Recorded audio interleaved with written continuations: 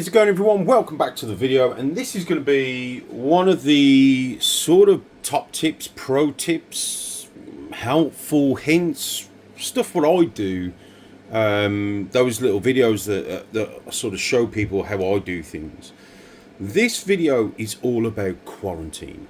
Quarantine is important, and I would advise anyone who's getting into this hobby, into this industry, set yourselves up a little quarantine rack. Those who've been to the HQ know where my quarantine rack is. However, I'm going to show you, using these LP 10 tubs, how I go about setting up my quarantine and my, if you like, my new quarantine procedure. My old quarantine procedure would consist of setting up a tub, cleaning it out, and using stuff like plain paper. However, we have a new, excuse the frogs in the background, we have a brand new substrate which I've been using now for the last 6 weeks ish. The one thing with quarantine, what we do, the reason why we put them in a setup away from our original collection is because we want to make sure the animals are healthy. Now, the animals may be perfectly healthy wherever you get them from, but what I always say to people is it's always good to quarantine, just keep an eye on them, see how they're doing, and then integrate them into your own collection. The only issue we had with plain paper, which was fantastic because you'd be able to see if there was mites, or you'd be able to check their stools or their wheeze, whatever, their urine. The only thing with plain paper is it wasn't absorbent. I wanted something that was absorbent. Now, you could use coconut bedding, but with coconut bedding, first of all, it's a byproduct, which is fine, and it's absorbent, which is even better. However, you can't see if there was anything going on. So I wanted to bring to the market something that we could see if an animal defecates or urinates, we could see if it was unusual. But it would also trap the element of urine or feces within the actual bedding itself. Now, lots of searching, lots of digging, and at Viper World we found a product and we've brought it to the market which is currently the only bedding that can be used in laboratories setups. So this bedding is what they call a good lab practice bedding, so a GLP. It's a full sanitary bedding. It's not a byproduct, it is a pure virgin product, which means it's made for this purpose and this purpose only. So it's not a byproduct. So obviously coconut bedding is great. However, it is a byproduct, which means, it's not going to be consistent. So we need, when you're working in a laboratory environment, when you're working with things and you're looking at the nominals and stuff like that, it's got to be consistent. So this stuff is consistent. So before we get into that, this is exactly what I do. First of all, so I take my tubs, whatever I'm going to set up, and then I clean them all with Viper Venom. You can use whatever you want. You can use F10, you can use whatever you want, but I'll use Viper Venom. This is the new improved scent. You can obviously get this, the link is in the description box below, but this is what I use. So first thing I'll do is I will spray down the tubs and just let it sit for a little while. And then what I do is, once it's sat for a while, I'll give it a wipe over.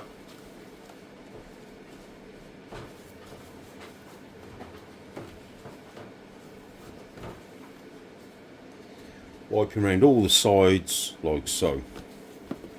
The one thing I like about Viper Venom is how it just evaporates so quick.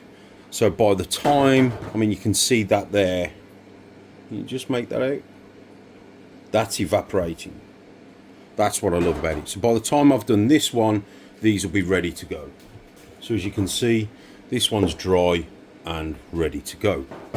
Now, why do I use Viper Venom? I use Viper Venom instead of F10.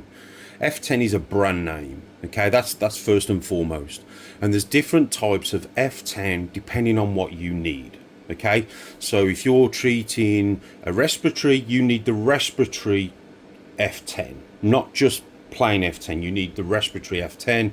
If you're doing a deep clean, there's a different F10. And if you're sanitizing or you want to put a barrier on your equipment or your tubs, then there's another F10. Okay, so there's multiple F10s. However, this was something I formulated along with the guy who invented Frontline.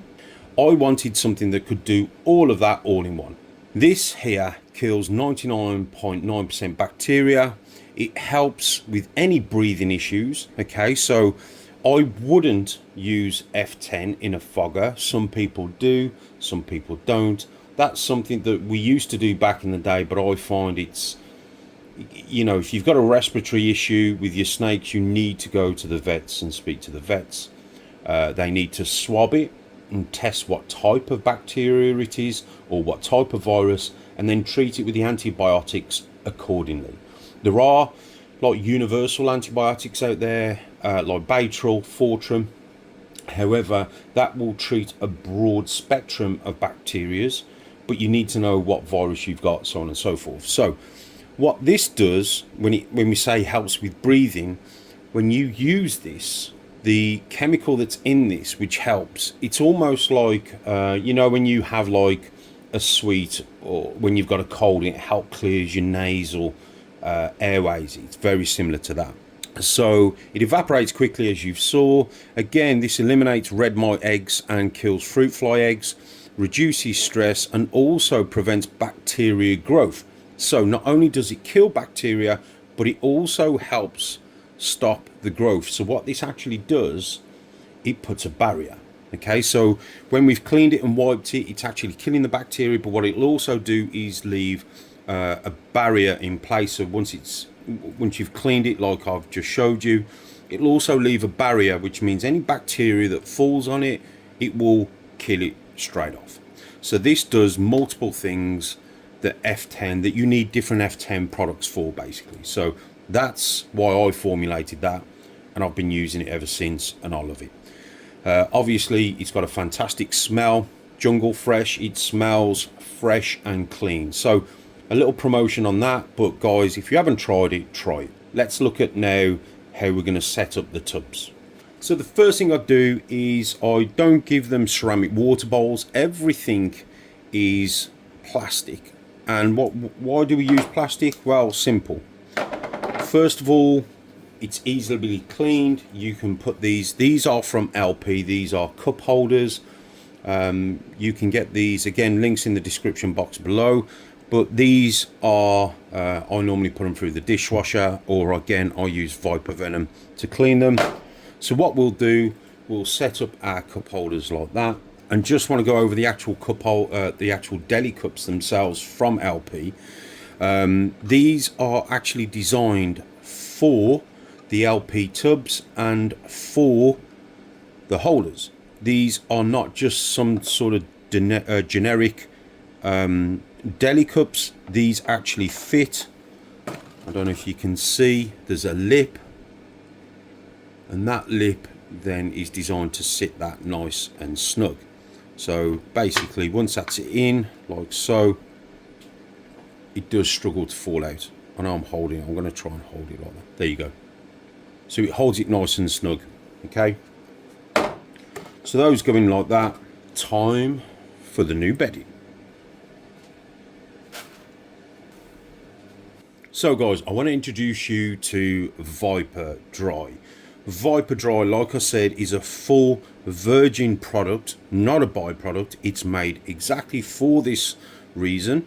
It is part of the GLP, Good Lab Working Practice conditions, which means this is the only product that can be used in labs, okay, for when they're doing controlled tests.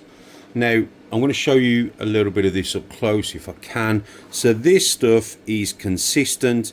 It is a virgin pulp. It's not It's not the pulp that we see for hamster bedding and all that sort of stuff. It is nothing like that. That is recycled paper. This is not recycled paper or recycled tissue. These little squares can expand to over 50% of their size and also lock in odor liquid. Okay, these things are amazing. And the fantastic thing about this bedding is, like I said, it is biodegradable, so it will just if you put it in a waste, if you throw it over your garden to get rid of it, it will biodegrade. But it is absolutely super absorbent, and it doesn't turn to paper mache. So if you put water on it, it does not turn to paper mache. The other thing is, like I said, it will lock in liquid, which basically means it will also help maintain humidity. The biggest issue we had with paper was that we weren't able to hold humidity, so we were having to go in and wet down the paper, but then the snake was lying in the liquid. So whether it be urine or whether it be water, so you was raising the humidity inside the enclosure, meaning that the snake would be lying in a pool of liquid until it evaporated. This means you don't need to do that. And the great thing with this, it's not just for reptiles. And again, we've put this bedding out there as another option. Okay, it's up to you how you want to use it. I love it for my quarantine. I think it's absolutely epic. But if you wanted to put your rodents on it, if you wanted to keep your reptiles on it, that is entirely up to you. I have had no issues whatsoever. Now, that's all ready to go into our little quarantine rack. Depending on how you treat your snakes when they come in, most things that we get nowadays is captive bred, and pretty much they're good to go, so that you won't have any issues eating. But normally what I do, anything that comes in, I'll front line and then I'll put in a setup like this.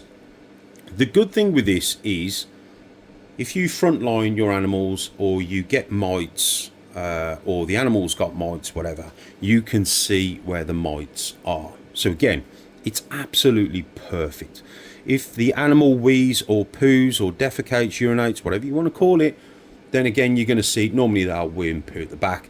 Again, scoop it out, throw it away, get rid of the whole bedding if you want, change the lot, whatever. But also, if they've defecated or urinated and it's a funny colour and you need a sample, you can take that sample, put it in a Ziploc bag, lock it up, send it off to your lab for testing. And you're not going to have any anomaly in there like you would do with coconut bedding or recycled bedding like paper. A lot of the paper we use nowadays is recycled. So there could be a question mark over the bedding that you've used already being contaminated. This is not contaminated. Like I said, it's virgin. This is made for purpose. Viper Dry is launched as of today. When I release this video, the product is actually live on the website, so you can head over to Viper World and give it a try yourself. If you're a Viper World distributor, you guys have the opportunity as well to grab this and get this. I think we're going to do a little freebie sample for you guys. You'll have to speak to Sam on that, but by the time this video is released, you guys should have the product. Viper Dry for me is a fantastic product. Again, the way we work with things, guys, you haven't got to use it. I'm not bothered if you don't use it. We want to make our husbandry better. We want to give products out there that you guys can use with confidence, and it's already been tried and tested. And again, I wouldn't release anything that I'm not using. If I'm not going to use it, I won't release it. Simple. And as part owner of Viper World, myself and my partners, we all have the same morals, if you like. We're not here to cause any issues. These products that we release genuinely work, and they genuinely do what they say on the tin. What we can do now, well, now these are all set up, if you want, like I said, normally, so sometimes when I do my quarantine, I'll frontline them and then put them away. I won't give them any water for 24 hours. And then I'll give them water after that period, just so I can check. Obviously, if you frontlined them, you don't want them drinking water just because you know that you frontlined them. You want that front line to dry and create a film to help kill the mites if they've got mites. However, if your animal comes in and it's dehydrated, you haven't got to worry. You don't need to frontline it. Fill up the water bowl, put some water in wherever you want the humidity to grow. Obviously, if your hot spot's there, humidity will take effect straight away and it will dry quicker than if your cooler end is here, which is where I put the water bowl. That will take longer to dry, which means the humidity will stay nice and consistent. So what I like to do, I like to put water in this area on the substrate, so then it takes a bit of a while for it to dry. How's it look with snakes? Let's take a look. So there we have it, guys.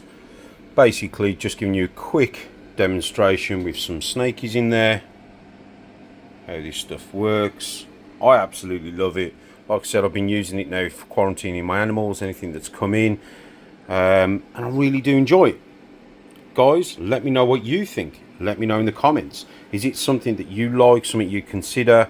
Is it something that you guys do? Do you quarantine? If not, why not? If you do, how do you quarantine? Guys, if you've enjoyed this video, if it's give you some ideas and it's helped you think about or consider quarantining, smash that like button, hit that notification bell, and also if you haven't already, please subscribe to the channel. Your subscription means the world to me. But for now, guys, I hope you're all well, take care, and I'll see you guys in the next one.